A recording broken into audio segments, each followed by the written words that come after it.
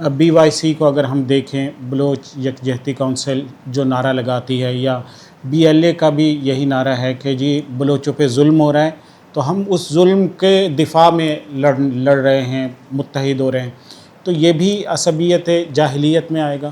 دیکھیں، 3 چیزیں ایسی ہیں جس میں ہماری ریاست کو، ہماری حکومتوں کو توجہ دینا چاہیے۔ ایک، لوگوں پہ انصاف کرنا چاہیے۔ نمبر 2، جو ریاست نے اور ریاست کے آئین نے جو لوگوں کو حقوق دیے ہیں وہ حقوق دینے چاہیے، وہ انصاف کرنا چاہیے۔ تیسرے نمبر پہ کہیں ظلم ہو رہا ہے تو اس ظلم کا خاتمہ کرنا چاہیے۔ تو یہ 3 چیزیں ایسی ہیں جو لوگوں کو اس چیز پر ابھارتی ہیں، تو اس لیے دونوں کو نصیحت کرنی چاہیے، حکومتوں کو، ریاستوں کو بھی نصیحت کرنی چاہیے کہ وہ کسی پر ظلم نہ کریں، امن امان قائم کرنے میں کسی پر ظلم نہ کریں۔ نمبر 2، انصاف فراہم کریں، اور انصاف کہاں سے فراہم ہوگا؟ ظاہر ہے کہ ہمارے عدالتوں سے ہوگا۔ اور تیسرے نمبر پہ یہ کہ ظلم نہ کریں کسی۔ تو یہ 3 چیزیں تو ایسی ہیں۔ اور دوسری چیز یہ کہ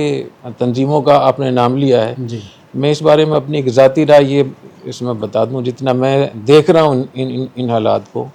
کہ بہت ساری مسلح تنظیمیں ہیں، ان کے سیاسی ونگ ہیں، اور بہت ساری سیاسی جماعتیں ہیں، ان کے عسکری ونگ ہیں۔ یہ دونوں ہمارے دین کے بھی خلاف ہیں، ہماری ریاست کے بھی خلاف ہیں، اور ہمارے آئین کے بھی خلاف ہیں۔ تو یہ بڑی حیرت ہوتی ہے کہ جو لوگ کھلم کھلا قوم پرستی کر رہے ہیں، اور صاف طور پہ پتہ چلتا ہے کہ جو مسلح تنظیمیں ہیں ان کی عسکری ونگ ہے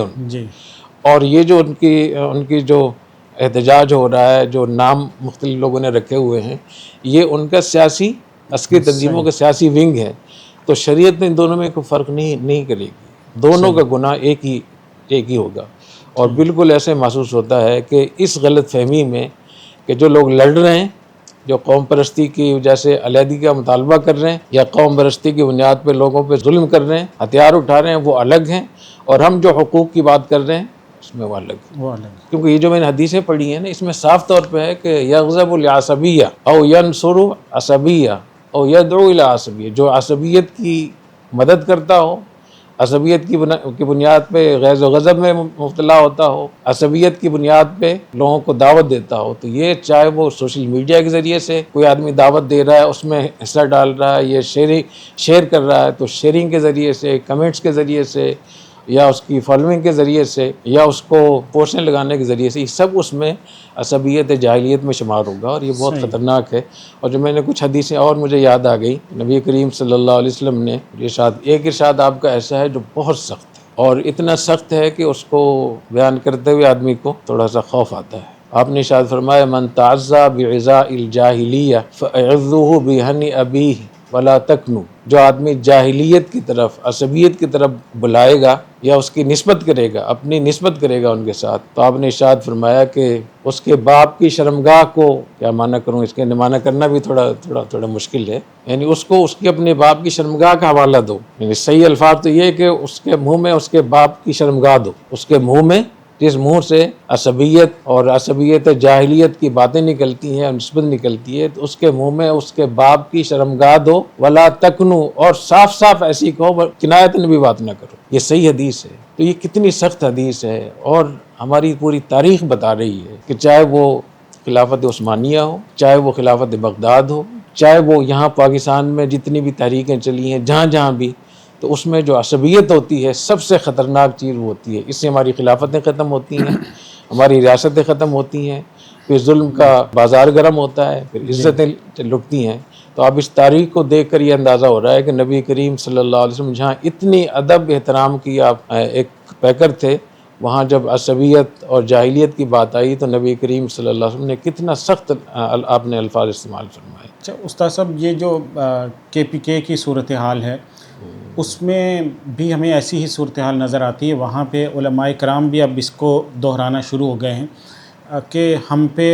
یعنی پختونوں پر ظلم ہو رہا ہے، اور ظلم کرنے والوں میں دہشت گرد TTP وغیرہ بھی، خوارج بھی شامل ہیں، دوسری طرف میں ریاست بھی شامل ہے، تو ہمیں ان دونوں سے ہٹ کر اپنی قوم کو بچانا ہے۔ تو یہ نعرہ وہاں پر لگایا جا رہا ہے، اور یہ کہا جا رہا ہے کہ پختون قوم پر ظلم ہو رہا ہے۔ جب بھی کوئی لاش آتی ہے یا کوئی بھی قتل ہوتا ہے وہاں پہ، تو کہا جاتا ہے اتنے پختون اور مر گئے، اور یہ کہا جاتا ہے کہ ان دونوں سے ہمارا کوئی تعلق نہیں، اور ہم دونوں کے ہی خلاف ہیں۔ اور یہ نعرے اب علماء کرام بھی لگانے لگے ہیں بڑی شدت سے، اور جو علماء نہیں ہیں وہ بھی یہ بات دہراتے ہیں، تو کیا یہ بھی عصبیت کے اسی زمرے میں شامل ہوگا؟ دیکھیں، جہاں تک ایسی بات ہے کہ جہاں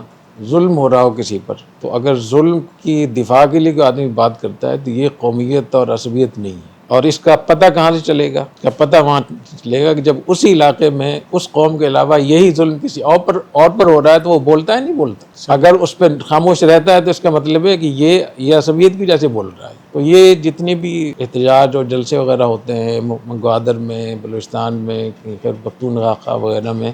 تو میں علماء کرام سے خاص طور پہ درخواست کروں گا کہ اس کا جائزہ لیں۔ اس میں جو گفتگو ہوتی ہے، جس انداز سے اشتعال انگیزی ہوتی ہے قومیت کے نام پہ، اور جن قوم پرستوں کی یہ تقریریں ہوتی ہیں، من کثر سواد قوم فهو منهم، جو کسی قوم کی کثرت کا باعث بنے گا جی، وہ انہی میں سے شمار ہوگا۔ تو اگر وہ لوگ اس میں معروف ہیں قوم پرستی میں، اور اس قوم پرستی کی وجہ سے مسافروں کو قتل کر رہے ہیں، دوسرے صوبوں کے لوگوں کو مار رہے ہیں، یا رنگ و نسل کی بنیاد پہ قتل و قتال کر رہے ہیں، تو ان کی تقریر، ان کے جلسوں میں جانا، ان کی تائید کرنا اور ان کے اس میں حصہ ڈالنا، یہ شرعاً بالکل حرام ہے، اور یہ بغاوت ہی کے زمرے میں آئے۔ میں نہیں سمجھتا کہ اس کی کوئی تعویل ہو سکتی ہے، اور اس پر جو سخت وعیدیں ہیں کہ یہ نوجوانوں کو بھی سمجھایا جائے، اور بہت سارے دیندار لوگ ہیں وہ سمجھتے ہیں کہ یہ سب ٹھیک ہے۔ تو اگر کوئی تبلیغی جماعت میں جاتا ہے، یا کسی کا مدرسے سے تعلق ہے، کسی مذہبی تحریک سے تعلق ہے، اور وہ اس چیز میں شریک ہوتا ہے، تو وہ اپنے آخرت برباد کر رہا ہے۔ میتۃ جاہلیہ، قتلۃ جاہلیہ۔ اور جب اتنی تفصیل کے ساتھ آپ نے ارشاد فرما دیا کہ وہ اس نعرے میں شریک ہے، یا اس کی دعوت دے رہا ہے، یا اس کی نصرت اس کے کر رہا ہے، یا اس کی وجہ سے مشتعل ہو رہا ہے، لوگوں کو مشتعل کر رہا ہے، ان سب کا حکم ایک۔ اور اس کا حکم کیا ہے کہ اگر لیس منا من مات علی عصبیہ، جو عصبیت پر مرے وہ بھی ہم میں سے نہیں ہے۔ صحیح، لیس منا من قاتل علی عصبیہ، جو قتال کرے گا عصبیت پر وہ بھی ہم میں سے نہیں ہے۔ لیس منا من دعا الی عصبیہ۔ میں سمجھتا ہوں کہ علماء کرام اور مشائخ اور خانقاہوں کے حضرات اس پہ بہت توجہ دیں، بہت خطرناک ہے، بہت ہی خطرناک ہے دین کے لیے، اس نے خاتمہ کے لیے۔ قوم پرستوں کی وہ جماعتیں جو اس وقت میں اس ایشو کو لے کر اٹھ رہی ہیں، کیا جب یہ مسافروں کو کوئی شہید کیا جاتا ہے، یا دوسری قوم کے لوگوں کو جب شہید کیا جاتا ہے، ان پہ ظلم ہوتا ہے، کیا یہ لوگ بولتے ہیں؟ تو اس سے معلوم ہوتا ہے کہ ان کے ساتھ حصہ لینا، ان کی مدد کرنا یہ حرام ہے، جائز نہیں ہے۔